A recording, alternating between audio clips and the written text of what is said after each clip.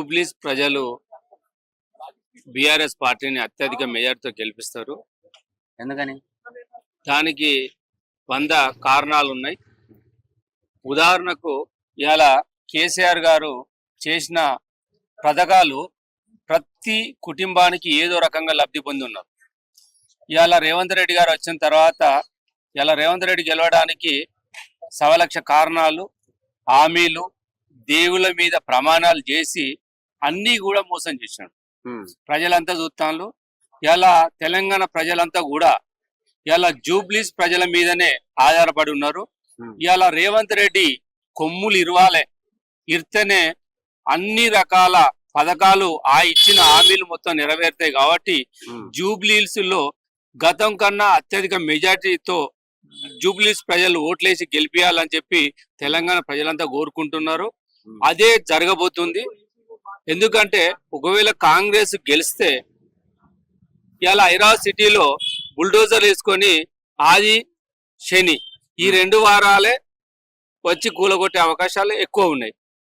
అది హైదరాబాద్ డెవలప్మెంట్ కోసం మాత్రమే తీసేస్తున్నాం అంటున్నారు. డెవలప్మెంట్ అనేది గత కాంగ్రెస్ గవర్నమెంట్ లో పట్టాలు ఇచ్చి ఇండ్లు కట్టుకున్నాక ఇవాళ అదే కాంగ్రెస్ పార్టీలో రేవంత్ రెడ్డి వచ్చి కూలగొట్టడం ఇవాళ డెవలప్మెంట్ కోసం కాదు, వాళ్ళకు సూట్ కేసులు నిండడం కోసం. ఇలా చూస్తాను ఏరియా అనేప్పుడు పెద్ద అపార్ట్మెంట్లు మాత్రం ముట్టుకుంటలే. ఇలా రేవంత్ రెడ్డి తమ్ముడు తిరుపతి రెడ్డి ఉన్నాడు, ఆయనకు నోటీస్ ఎందుకు ఇచ్చిండ్రు? తతిమూలందరికి నోటీసులు ఎందుకు ఇవ్వలే? డెవలప్మెంటే కదా, అది కూడా కూలగొట్టాలి కదా, అది ఎందుకు కూలగొట్టలే? అట్లాంటి పెద్ద పెద్ద అపార్ట్మెంట్లలో సూట్ కేసులలో పైసలు వసూలు చేసి అవి ఢిల్లీకి పంపుకుంటూ ఇక్కడ పబ్బం కట్టుతాడు తప్ప డెవలప్మెంట్ కోసం కాదు. డెవలప్మెంట్ చేయాలంటే చాలా పనులు ఉన్నాయి.